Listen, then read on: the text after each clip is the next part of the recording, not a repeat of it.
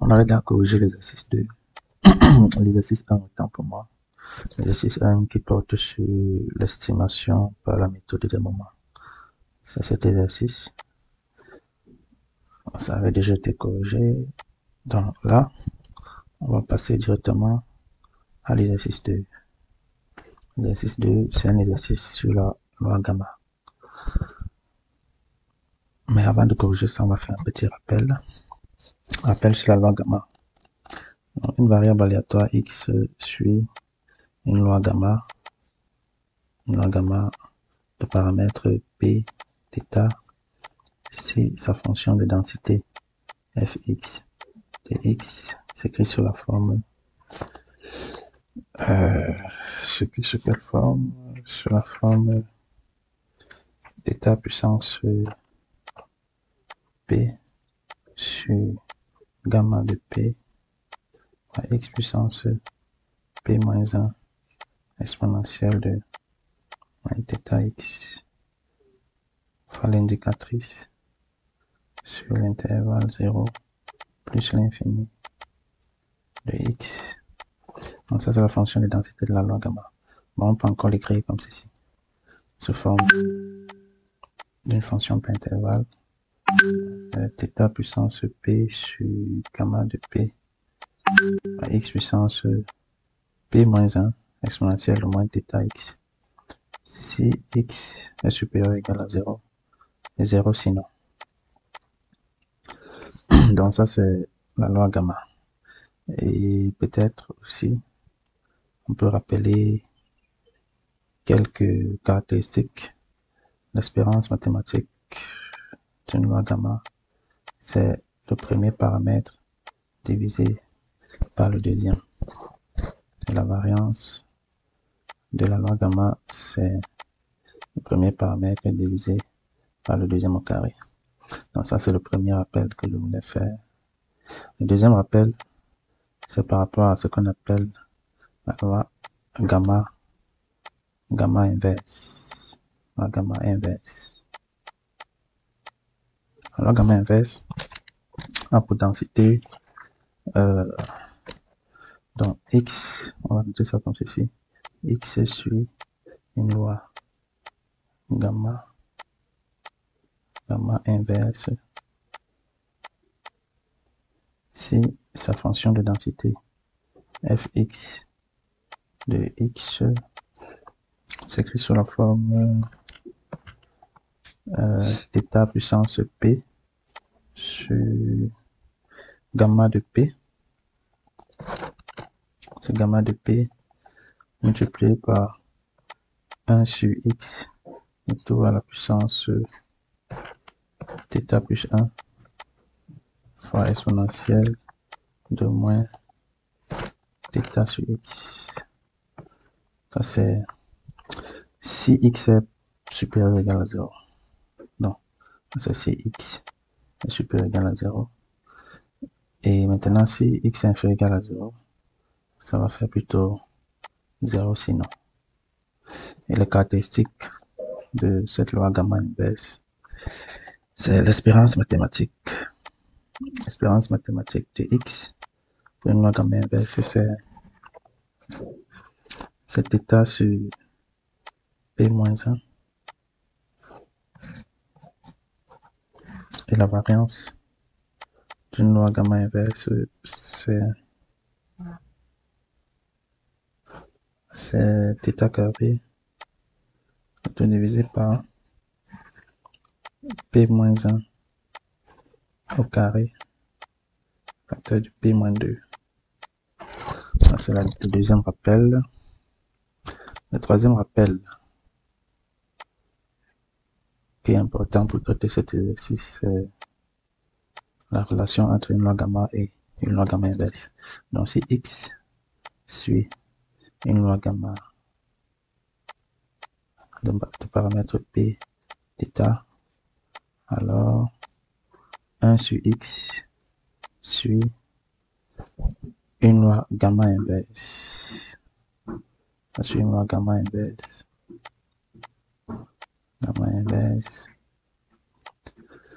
De paramètre Bθ, le même paramètre. Très bien, donc là, on peut maintenant traiter l'exercice avec tous les trois rappels que nous avons fait. Bon, allez, on va commencer par la première question. Première question, montrer que le modèle considéré appartient à une famille exponentielle.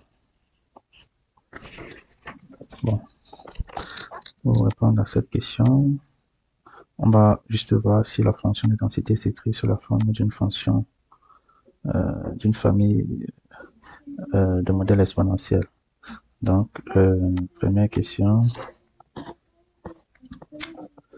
comment est-ce qu'on peut écrire f de x? On a f de x égale à θ carré fois x exponentielle de moins θ x fois l'indicatrice sur 0 plus l'infini de x. Bon, déjà, il faut remarquer que la variable aléatoire x là, x suit une loi gamma de paramètre de θ.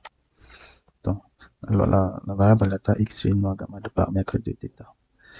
Maintenant, on peut mettre f de x sous la forme a de x multiplié par b de θ multiplié par exponentielle de neta de x fois taux de θ, avec ici a de x qui est égal à quoi? A de x, c'est x carré multiplié par l'indicatrice sur 0 plus l'infini de x. B de x, non, b de θ, autant pour moi. B de θ est égal à quoi? Est égal à θ carré, n'est-ce pas? Ensuite, neta de x est égal à moins x et taux de θ égale à θ. Donc, on voit bien que la fonction de densité de f s'écrit sous la forme d'une fonction de densité qui appartient à la famille exponentielle. Donc, la deuxième question, c'est de calculer l'information de Fisher. Deuxième question, information de Fisher. Information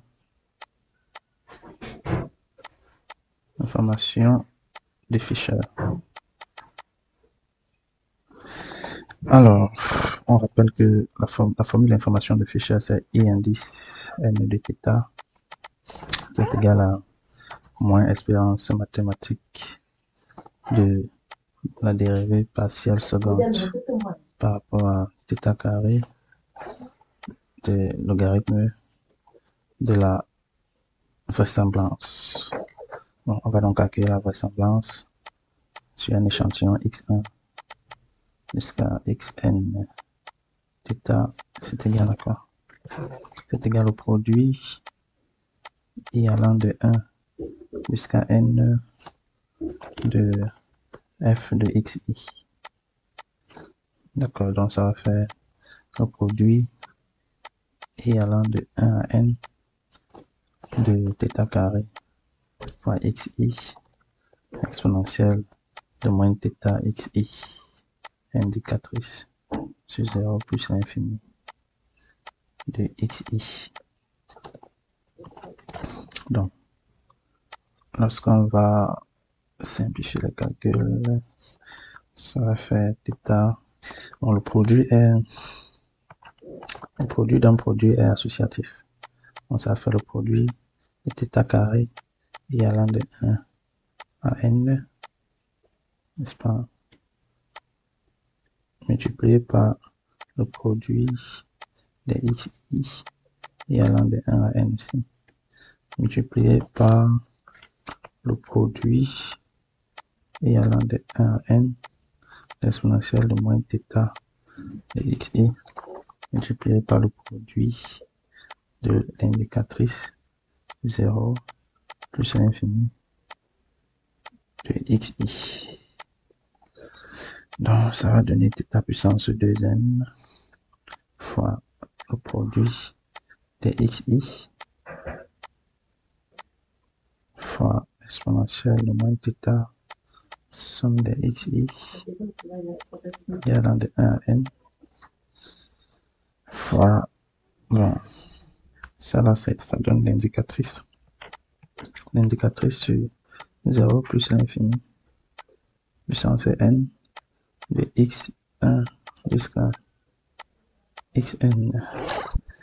Maintenant, si on calcule le logarithme de la vraisemblance, logarithme de la vraisemblance, ça va faire logarithme de toute cette expression. Ça va donner 2n ln de θ plus ln du produit. Ln du produit de xi, ça va faire la somme de ln de xi et allant de 1 à n moins ln de exponentielle de moins θ somme de xi, ça va faire moins θ somme de xi et allant de 1 à n. ln, l'indicatrice égale à 1. Indicatrice de x égale à 1, donc ln de 1 c'est 0. Si on calcule dans la dérivée partielle de la vraisemblance de ln de L par rapport à θ, ça va faire 2n sur θ. Bon, cette quantité ne dépend pas de θ, donc sa dérivée c'est 0.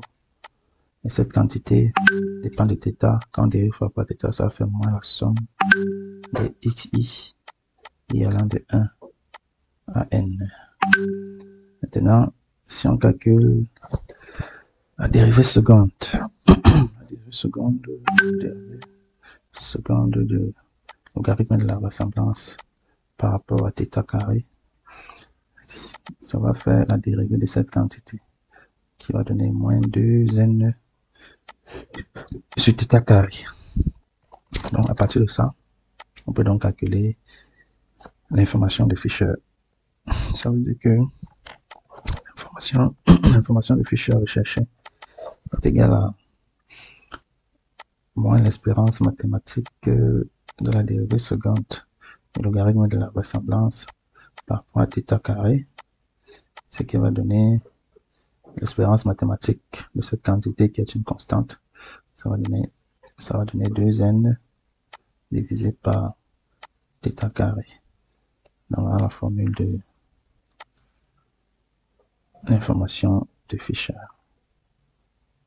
Très bien. Maintenant, on passe à la deuxième question. Déterminer l'estimateur de tâches tilde par la méthode des moments. Donc, estimateur des moments. Estimateur des moments. Alors, pour calculer cet estimateur, ce qu'on va faire, c'est calculer l'espérance mathématique. Donc, l'espérance mathématique de x est égal à quoi? C'est égal à le premier paramètre divisé par θ. Mais vous pouvez aussi calculer, vous pouvez aussi calculer parce que normalement, l'espérance mathématique de x, ça va faire l'intégrale de 0 à plus l'infini de x, f de x, dx, ce qui va donner l'intégrale de 0 à plus l'infini de x carré, θ carré, exponentielle de moins θx, dx. Donc, si vous faites une intégration par partie, vous allez trouver ceci.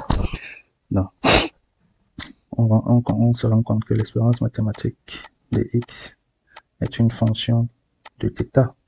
C'est une fonction de θ avec la fonction phi de t qui est égale à 1 sur t. Donc, l'estimateur par la méthode des moments θ tilde n est égal à phi moins 1 de x par n. Phi moins 1 de x par n qui est égal à pardon, ici c'est la fonction 2 sur θ qui est égal à 2 sur x bar n qui encore est égal à 2n divisé par la somme de xi et allant de 1 jusqu'à n. N'est-ce pas? Parce que l'inverse de phi est encore égal à phi.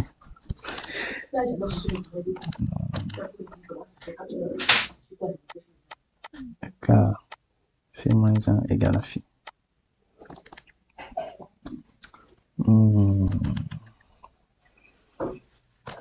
Très bien. Bon, là maintenant, il faut répondre à la quatrième question de l'exercice. Bon, ça c'était la troisième question. Hein. Donc, c'est la troisième question. Ici. Quatrième question. Quatrième question. Estimateur par la méthode du maximum de ressemblance et le risque quadratique. Donc, on va calculer, peut-être, on va d'abord mettre le résultat précédent en évidence.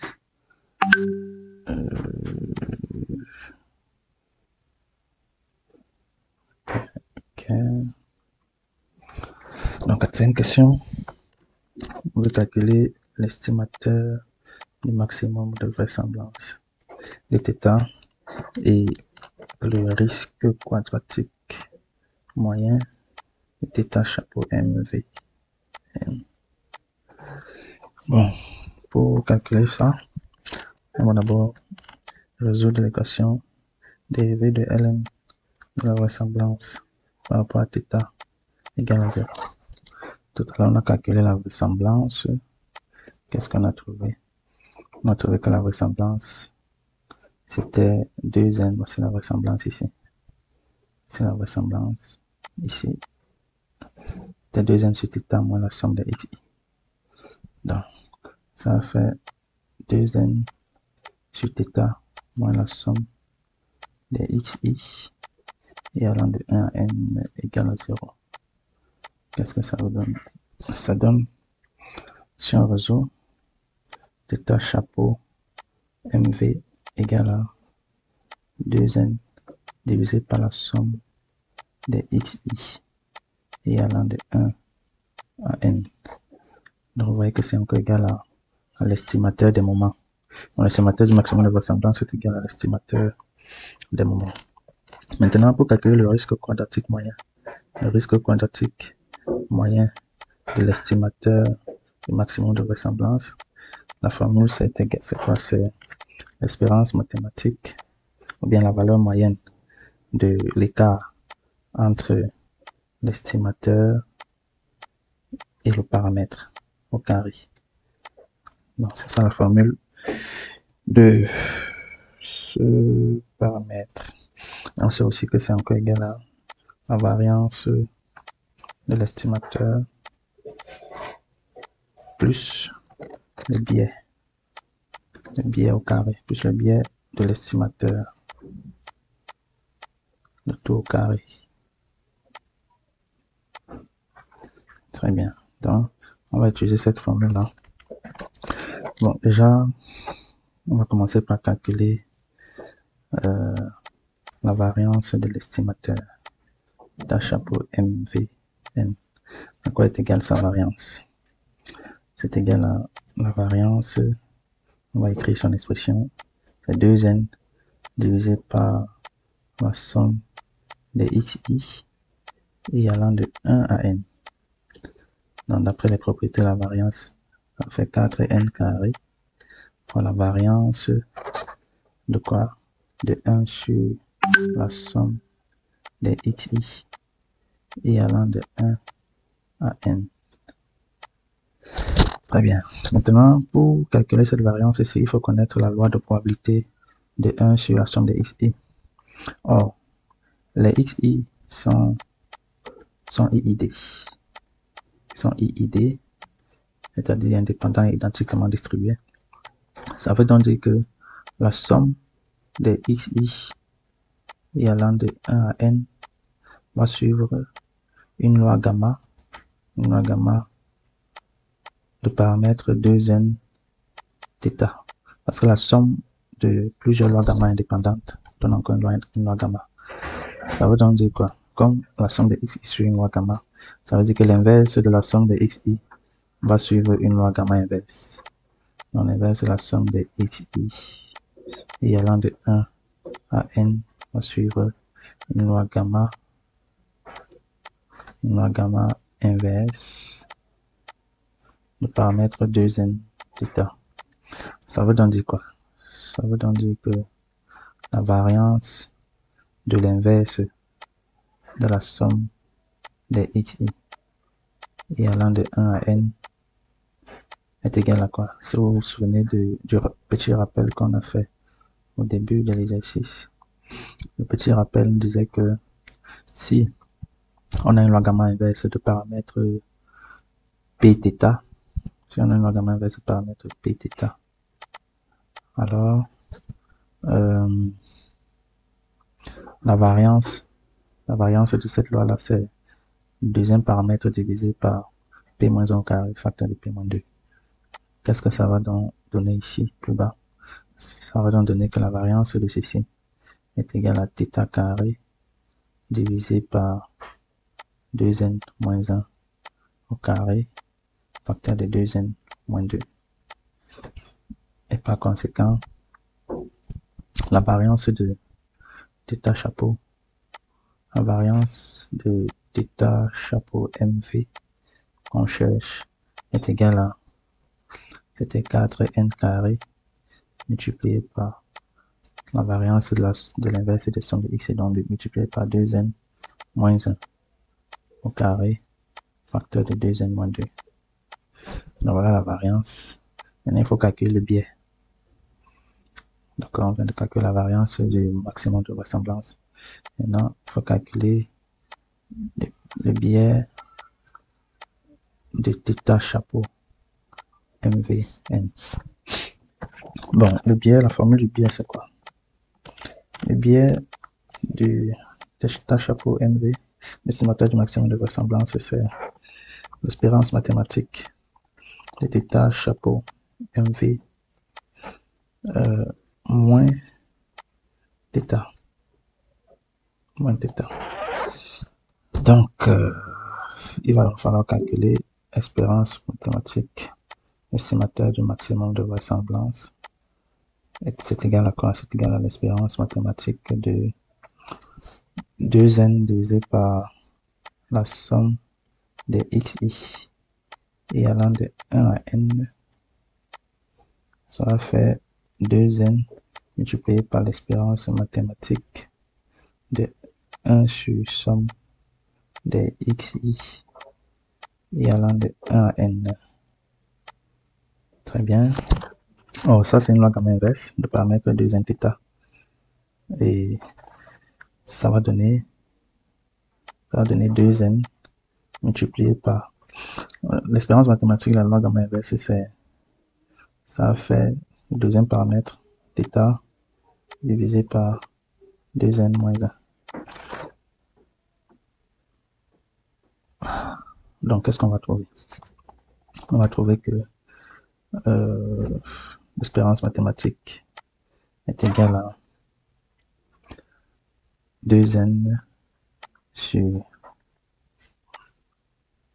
2n moins 1 fois θ. Ça veut donc dire que le biais qu'on cherche, le biais de l'estimateur du maximum de vraisemblance est égal à l'espérance mathématique 2n sur 2n moins 1 θ moins θ. Donc ça va faire 2n θ moins 2n θ encore plus θ tout divisé par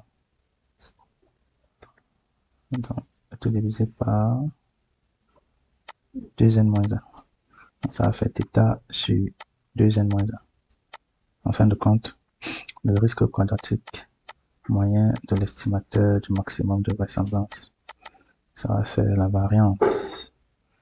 La variance, on va trouver que la variance c'était ça.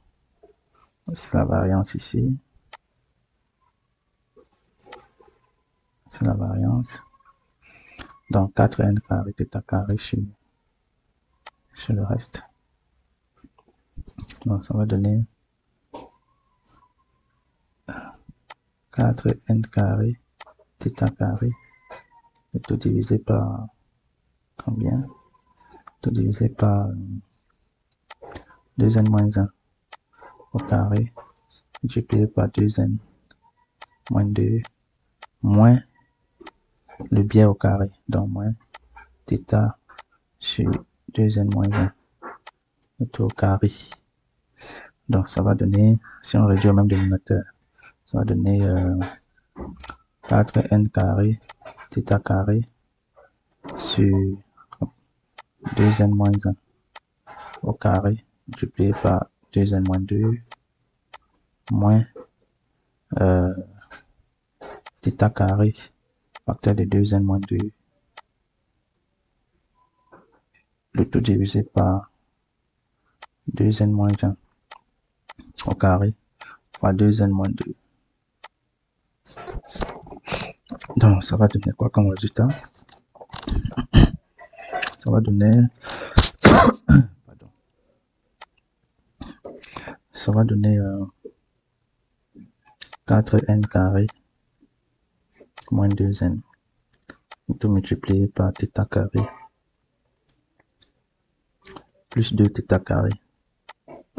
Le tout divisé par le dénominateur 2n moins 1 au carré, facteur de 2n moins 2.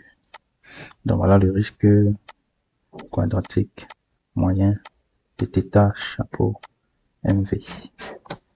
On va mettre en évidence le résultat trouvé.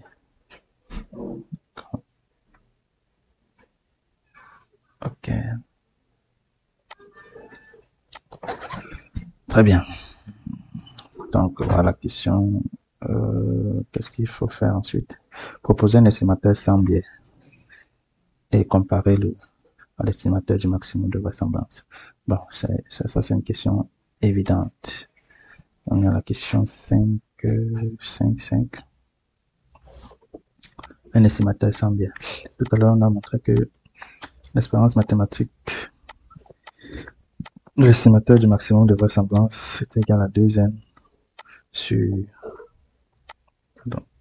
2n moins 1 θ.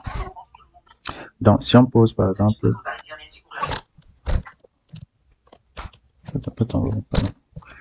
si on pose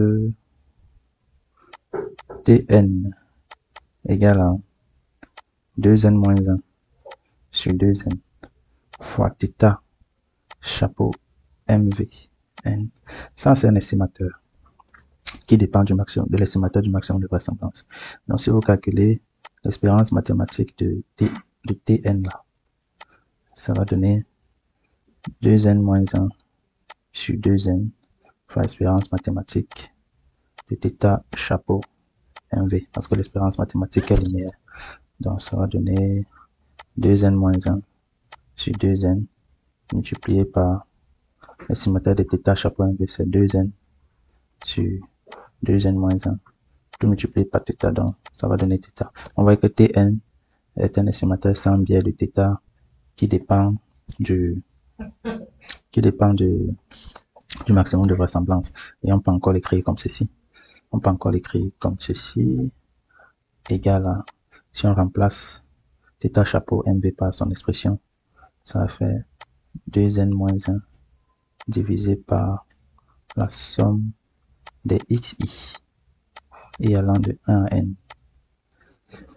Donc voilà l'estimateur qu'il fallait proposer. C'est celui-là. Très bien.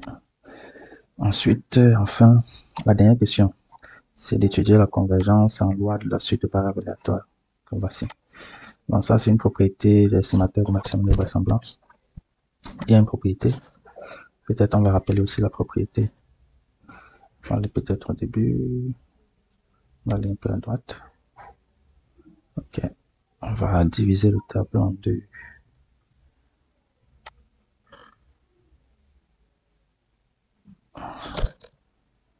Voilà.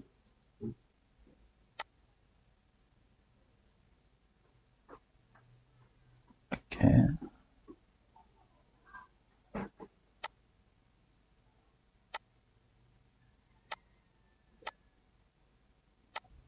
Très bien.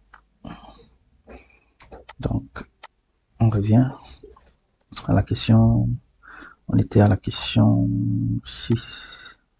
Question 6. Attends. Question 6. La question 6, on sait que il faut utiliser la propriété qui dit que la racine carrée de l'information des fichiers multipliée par l'estimateur du maximum de vraisemblance moins le paramètre converge en loi vers la loi normale centrée réduite. Donc, qu'est-ce que ça veut dire? On a trouvé que l'information de Fisher, on peut revenir là. L'information de Fisher, elle est où? Voilà, c'est 2n sur θ carré, l'information de Fisher. L'information de Fisher, c'est 2n sur θ carré. Alors, si on revient à notre question, ça veut dire qu'on aura racine carrée de 2n sur θ carré, facteur de θ, chapeau, mv, n, moins θ, qui converge en loi vers la loi normale centrée réduite.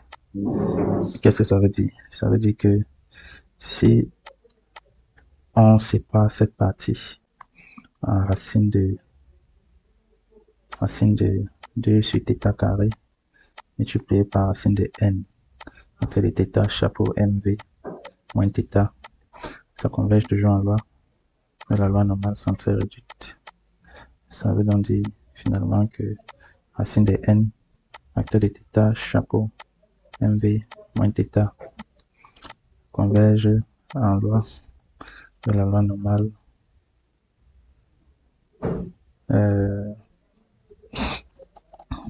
0, 2 sur θ, qu'est-ce que je dis? Racine de 2 sur θ. Donc, voilà le résultat final. Donc, c'est ce qu'il fallait faire hein, pour cet exercice, globalement. Ok. Donc là, maintenant, on va passer à l'exercice 3. On le met en évidence. Exercice 3. Exercice 3. Blanc. Exercice 3. Voilà. Alors, à l'exercice 3, qu'est-ce qu'on demande? On considère cette variable aléatoire, la densité. Le paramètre inconnu ici, c'est θ, que voici. Paramètre inconnu. L'échantillon, c'est x1, xn. On demande de vérifier que le modèle ici correspond à une famille exponentielle. Donc, cette vérification est très simple. Hein. Donc, première question, il suffit d'écrire f de x sur la bonne forme. Donc, vous voyez qu'on peut écrire f de x sur la forme 1 sur θ exponentielle de moins 1 plus 1 sur θ ln de x fois l'indicatrice sur 0 plus l'infini de x. Donc, pourquoi? Parce que on sait que x puissance alpha est égal à l'exponentielle de alpha ln de x. C'est cette propriété qu'on a utilisée. Donc, qu'est-ce qu'on remarque? On remarque que ça peut s'écrire sous la forme a de x, b de θ, multiplié par exponentielle de neta de x, taux de θ. Et ici, a de x, c'est combien? A de x, c'est l'indicatrice sur 0 plus l'infini de x. B de θ, c'est 1 sur θ. C'est égal à 1 sur θ. Et neta de x. Neta de x, c'est ln de x. Et taux de θ, c'est moins 1 moins 1 sur θ. Donc, ça appartient bien à la famille exponentielle. Ensuite, la deuxième question. Deuxième question, déterminer l'estimateur du maximum de vraisemblance. Bon, Ici, il faut calculer la vraisemblance. On a ici la vraisemblance sur l'échantillon x1, xn, θ est égal à quoi? Est égal au produit de f de xi et allant de 1 à n. Quand vous allez bien calculer, ça va faire 1 sur θ puissance n exponentielle de moins 1 plus 1 sur θ fois la somme de ln de xi et allant de 1 à n. Bon, ça veut dire quoi? Ça veut dire que si on calcule le logarithme de la vraisemblance, ça va faire moins n ln de θ moins 1 plus 1 sur θ fois la somme de ln de xi et allant de 1 à n. Maintenant, si on calcule la dérivée du logarithme de la vraisemblance par rapport à θ, ça va faire moins n sur θ. La dérivée ici, la dérivée ici. La dérivée de 1 c'est 0, la dérivée de 1 sur θ c'est moins 1 sur θ carré. Avec le moins ici, ça va faire plus 1 sur θ carré. Somme, ça c'est considéré comme une constante parce qu'on dérive par rapport à θ.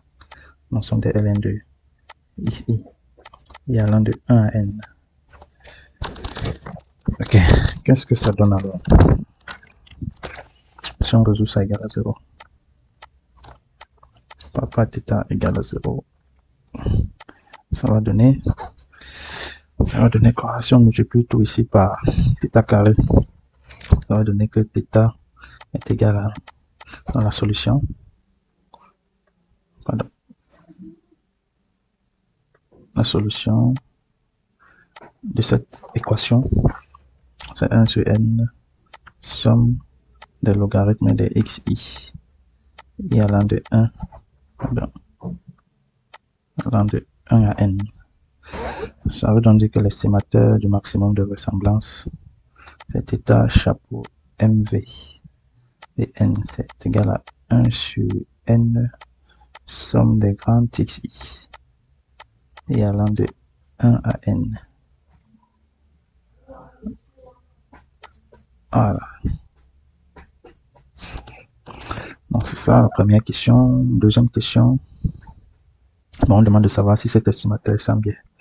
Bon, pour savoir ça, il faut calculer l'espérance mathématique. L'espérance mathématique de l'estimateur. Espérance mathématique de θ chapeau mv n. C'est égal à quoi? C'est égal à l'espérance mathématique. Attention, il y a un problème ici. Ici, c'est plutôt comment dire, peut-être d'abord effacer ça. On va revenir un peu.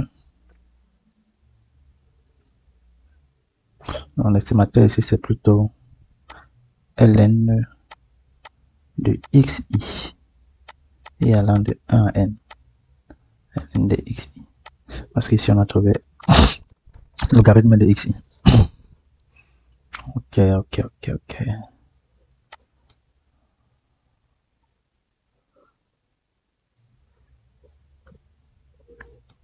Ok, bon, maintenant, on va calculer l'espérance mathématique. L'espérance mathématique de l'estimateur du maximum de vraisemblance. Ça va donner l'espérance mathématique de 1 sur n somme de logarithme de xi et allant de 1 à n. Ça va faire l'espérance étant linéaire, ça va faire 1 sur n somme et allant de 1 à n de l'espérance mathématique du logarithme de xi. Donc, on va calculer l'espérance mathématique du logarithme de xi avec ce qu'on appelle le théorème de transfert. Peut-être on va rappeler un peu, le théorème de transfert. Donc, petit rappel, on sait que si x est une variable aléatoire réelle de densité Disons de densité fx. Et si on a une autre variable à l'état y, qui est une fonction de la variable x par h, alors pour calculer l'espérance mathématique de y, on n'a pas besoin de connaître la loi de y. Donc l'espérance mathématique de y, d'après le théorème de transfert, c'est égal à l'intégrale sur r de h de t multiplié par f de t dt. Donc c'est ça le théorème de transfert. Et on va utiliser ça pour calculer l'espérance mathématique du logarithme de xi. Donc l'espérance mathématique du logarithme de x, d'après le théorème de transfert, ça va faire l'intégrale sur r de logarithme de t multiplié par la fonction de densité de x, donc fois f de t fois f de t dt.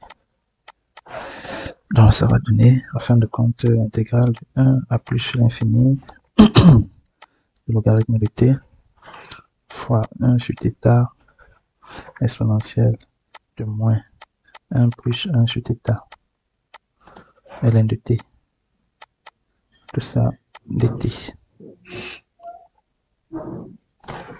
Donc c'est encore égal à, on peut écrire ça comme ceci, intégrale de 1 à plus l'infini de 1 sur θ fois logarithme de t multiplié par t puissance moins 1 sur θ dt. Donc voilà, pour faire ça, on va faire une intégration par partie. On va poser u de t égale à combien? U de t égale à logarithme de t et v' de t égale à t puissance moins 1 sur θ. Ok. Qu'est-ce que ça va donner? Ça va donner que u' égale à 1 sur t et v égale à moins 1 sur θ, c'est pas fois t puissance moins 1 sur θ, c'est-à-dire moins θ fois t puissance moins 1 sur θ. Pourquoi? Parce que la primitive de x puissance alpha est égale à moins égale à 1 sur alpha plus 1 par x puissance alpha plus 1. C'est la raison. Donc, une fois qu'on a ça, ça veut donc dire que l'espérance mathématique de ln de x est égale à donc on va mettre 1 sur θ, un facteur multiplié par uv, ça fait moins θ exponentielle de moins 1 sur θ, ça va c'est v, fois ln de t, pardon, fois t puissance moins 1 sur θ, fois ln de t, n'est-ce pas, t variant de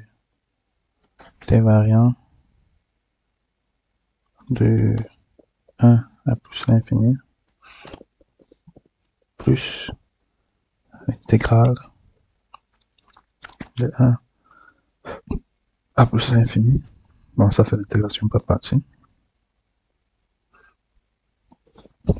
De moins θ fois t puissance sur moins 1 sur θ fois t puissance sur moins 1 ou encore fois 1 sur t.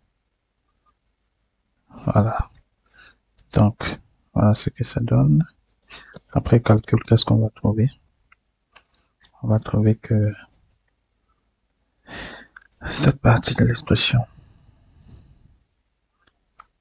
ceci, ça va donner 0. N'est-ce pas? Ça va donner 0.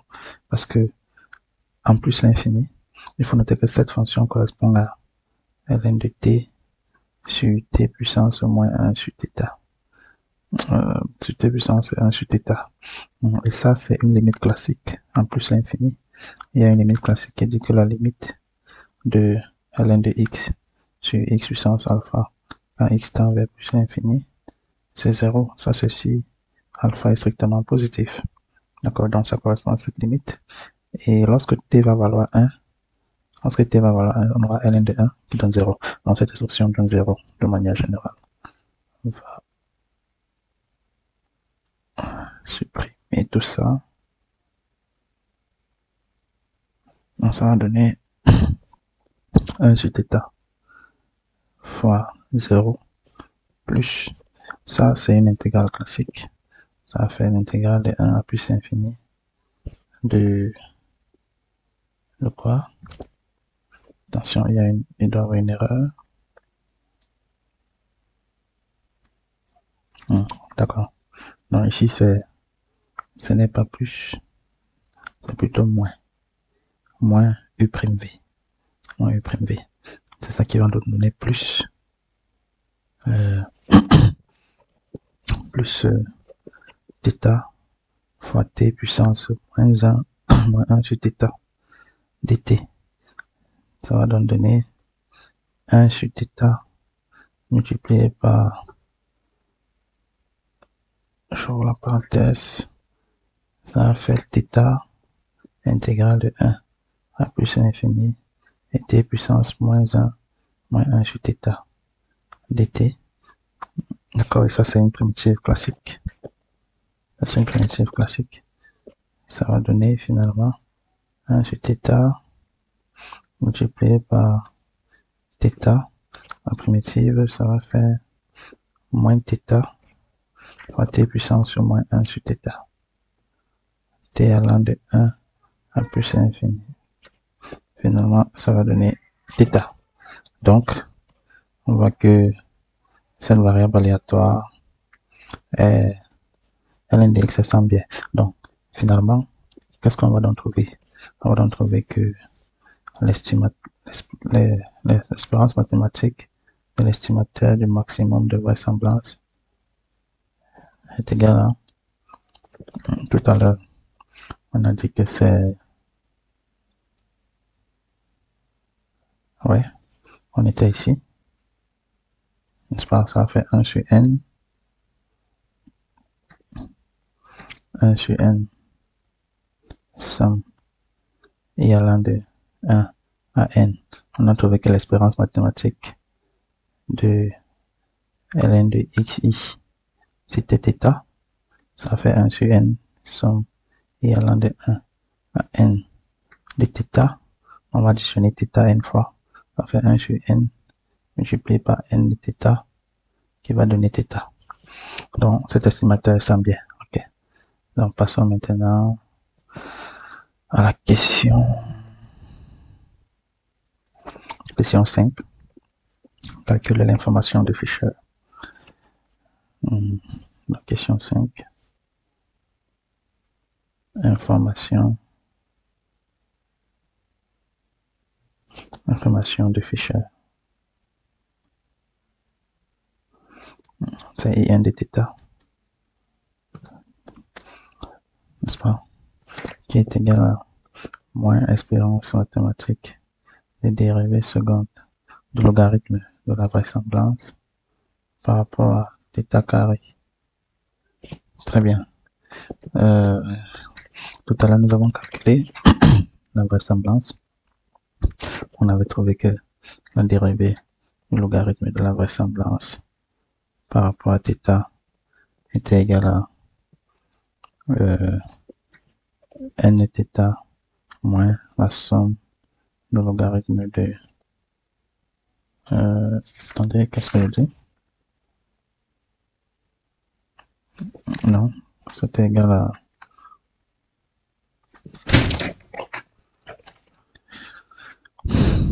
moins n sur θ.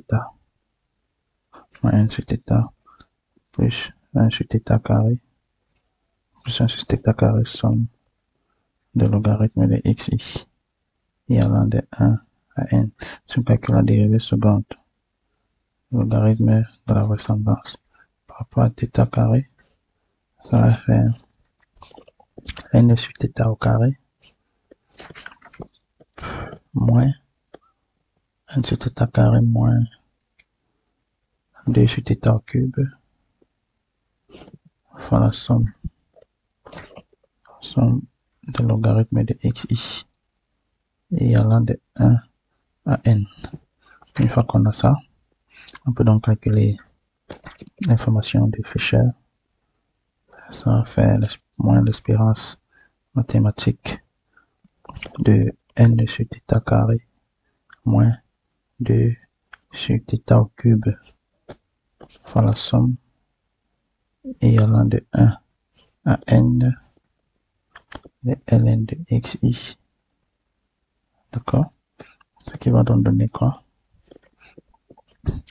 Donner moins n sur θ carré plus 2 sur θ au cube fois la somme et allant de 1 à n de l'espérance mathématique de ln de xi. D'accord? Ça donne alors moins n sur θ carré plus 2n de θ sur θ au cube, qui donne finalement n sur θ carré.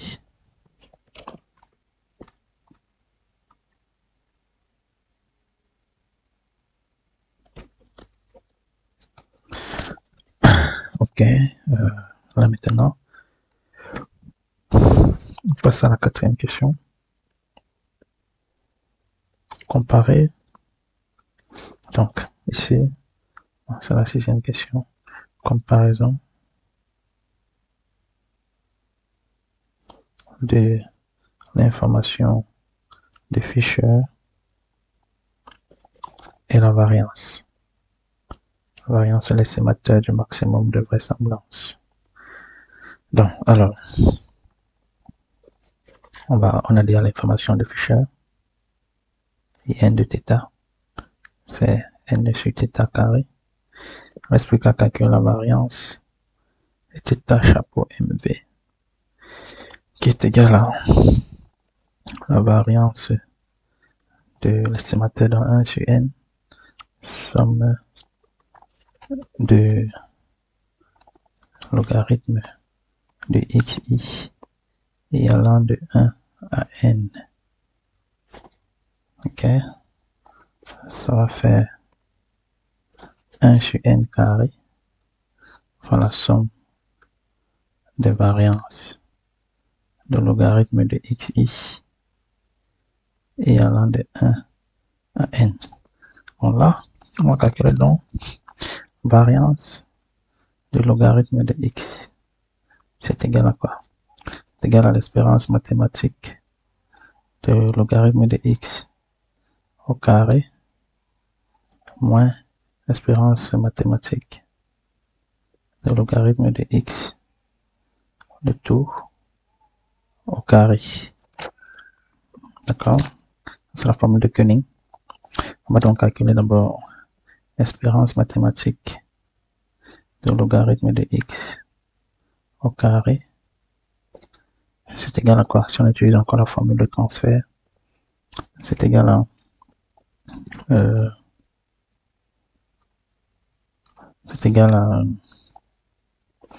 l'intégrale de 1 à plus l'infini de logarithme de t au carré fois f de t dt, qui est égal à 1 sur θ, intégrale de 1 à plus l'infini de logarithme de t au carré multiplié par t puissance moins 1 sur θ dt.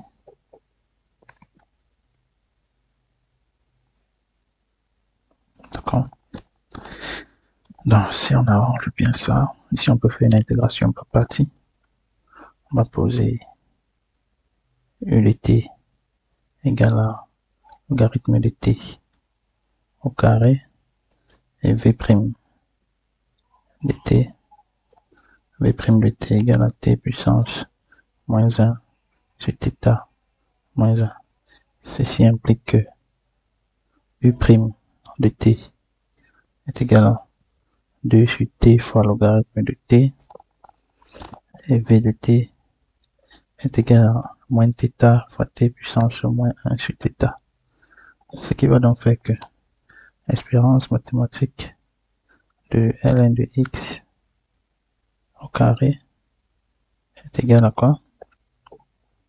C'est égal à 1 sur θ multiplié par UV. UV, ça va faire moins θ ln de t au carré fois t puissance moins 1 sur θ, n'est-ce pas, t variant de 1 à plus l'infini. Maintenant, moins le produit U'V. Donc, ça va faire plus intégrale de 1 à plus l'infini de 2 θ ln de t, n'est-ce pas, fois t puissance moins 1 sur θ de t. Donc, qu'est-ce que ça donne? Bon, on va fermer la grande parenthèse. Alors, ça va donner 1 sur θ multiplié par, ça va faire 0 ici, plus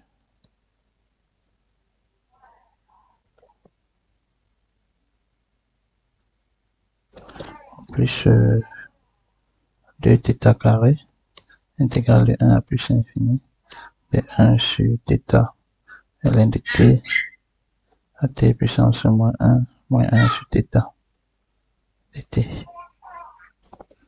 D'accord.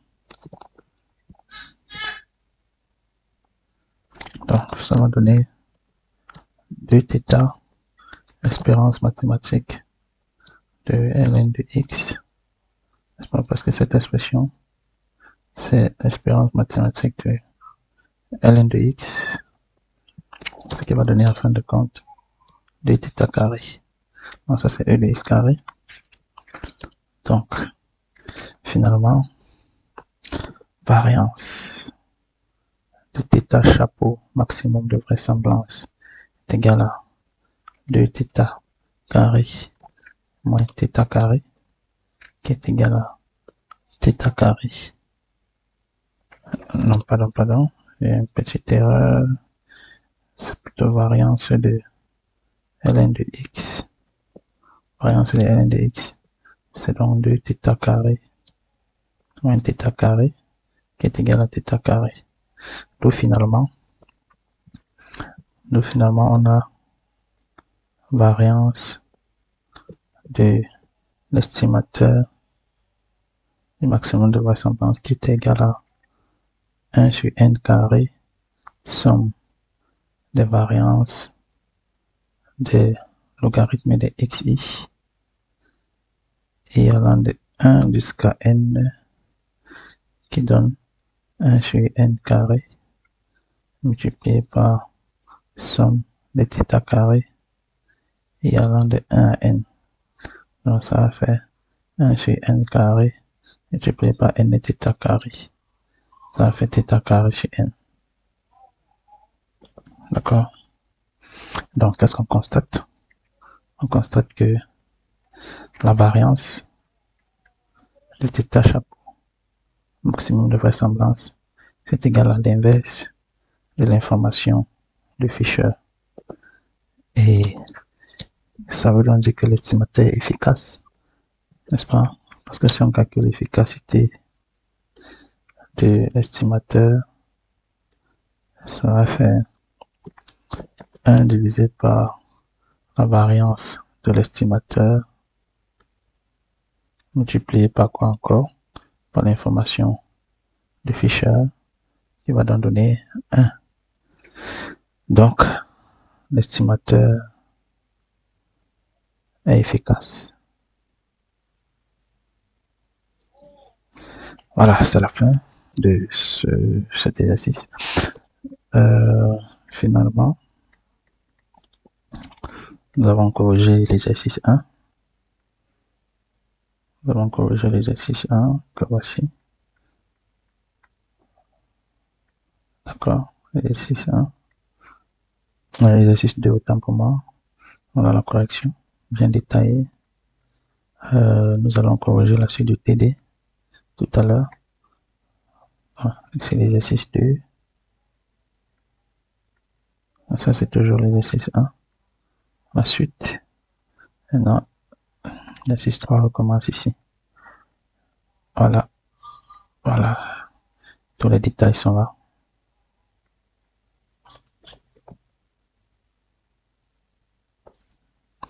Tous les détails de l'exercice 2 y sont. Voilà, je vous remercie à la prochaine pour la correction de la suite de la correction du TD.